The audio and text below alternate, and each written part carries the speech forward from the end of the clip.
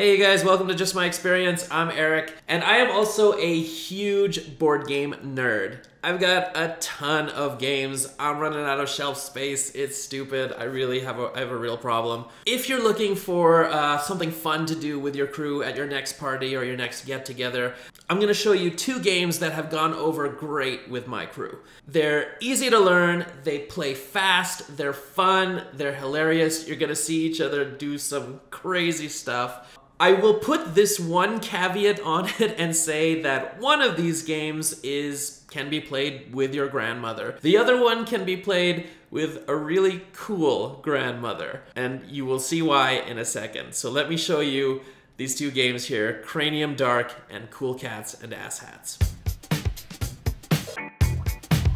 Here's the Cranium Dark box. I'll open it up and show you guys what's inside. So this is basically what you get in the Cranium Dark box. Teaching the game and playing it is so super simple. Basically, it's like a glorified game of charades. So you're gonna draw a white card and a black card, and you have to try to get people to guess what's on the white card by doing what's on the black card. So for example, if it was my turn, I'd secretly look at this card here, and so I have to get people to guess bachelorette party. But I have to do it by drawing with another player's hand. What else have we got? We've got, try to guess invisible, but, oh, here's one that uses the sculpting clay, but sculpt it like it's dirty. Deer in headlights, sculpt with another player's hands. Oh, and so this symbol here basically just means you have to do that action, but you can't talk, you can't say anything, you can't make any noises with your mouth. Let's see, I'll show you a couple more here. You get people to guess hot pants while gyrating your hips sexy style. Anyways, yeah, you get the idea. So yeah, it's a different game every time because the different combinations of cards are just made for some hilarious charades. But that is basically Cranium Dark in a nutshell. Here's the Coolcats Asshats box. So this is what comes inside the Coolcats Asshats box. What you do is on your turn, so let's say it's my turn, and let's say that I'm playing with like 4 other people. I draw 4 of these black cards, which are all subject cards. So for this round, the subjects are handkerchiefs, rollerblading, horse semen, okay, and fruitcakes. So now, my group of 4 friends, they basically look at these cards here and they take their score pad, and let's say we're doing round 1 here. So let's say card 1 is handkerchiefs, card 2 is rollerblading.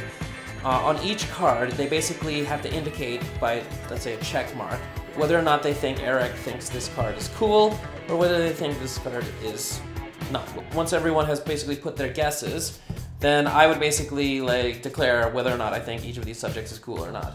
So, yes, I like handkerchiefs. Yes, I like rollerblading. Horse semen, not a big fan.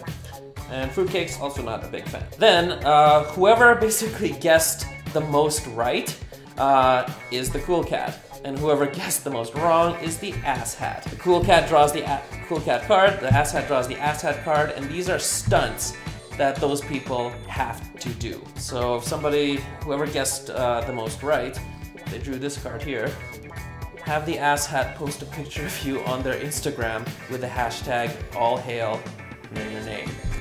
Whoever's the asshat in this round, mess up your hair, you spent all that time on it for nothing. Another example. Make someone tell you a joke. If no one laughs, they must take a shot. Oh, that's the thing, is that this game was actually originally designed to be a drinking game. So you're gonna have cards that have this little icon in the bottom left there, which means that it's a drinking game card. So if you guys aren't drinking, then you can just take all the cards that have this symbol on them and take them out. It's still really a lot of fun to play even if you're not drinking. This one says, it's probably been a while, but you're due. The person on your right gets to give you a wet willy. Take someone's shoe and throw it outside. They can look for it after the next round. I live in Canada, it's March, it's the dead of winter, it's -30 today. That would really suck. Well, this is about to get awkward. Tell the group about your last porn encounter. Where, when, what site, and why. I remember this card. I drew it the last time I played this game, and I had to tell people. A lot of the times you'll get a tie. In the event of a tie, these cards here are the tiebreaker cards, and these are stunts that people will have to do in order to like determine a winner. Tickle each other. The first one to laugh or giggle loses. Let's do one more. What's your middle name? The longer, the better. Most letters wins. Yeah, so that's good. Oh, Jesus. When's the last time you masturbated? Most recent time wins. Yikes. So that is basically the gist of Coolcats and Asshats. You're basically going to be spending the whole night just doing stunts. But that is basically Coolcats and Asshats. Okay, so that was Cranium Dark and Coolcats and Asshats. So let me start by telling you what I think about Cranium Dark. Cranium Dark, like I say, can be played with anyone. It's the action cards that make that game so much fun. It just takes charades to a whole new level. I just love it's such a refreshing take on charades.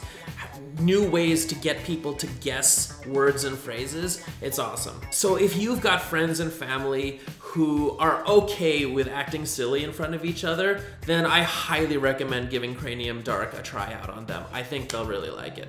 And then there's Coolcats and Asshats. I will be honest, some of the stunts in that game can probably be dangerous. They could probably get you into a lot of trouble. It's just that some of the stunts ask you to do certain things like divulge some pretty intimate details about your personal life, which maybe you're okay with. Some stunts, like here's one, this one says, give your phone to the person on your right. They're allowed to send one text message to the person of their choice. You know what I'm saying? This could be pretty dangerous. You would have to really trust the person who you're giving your phone to for something like this.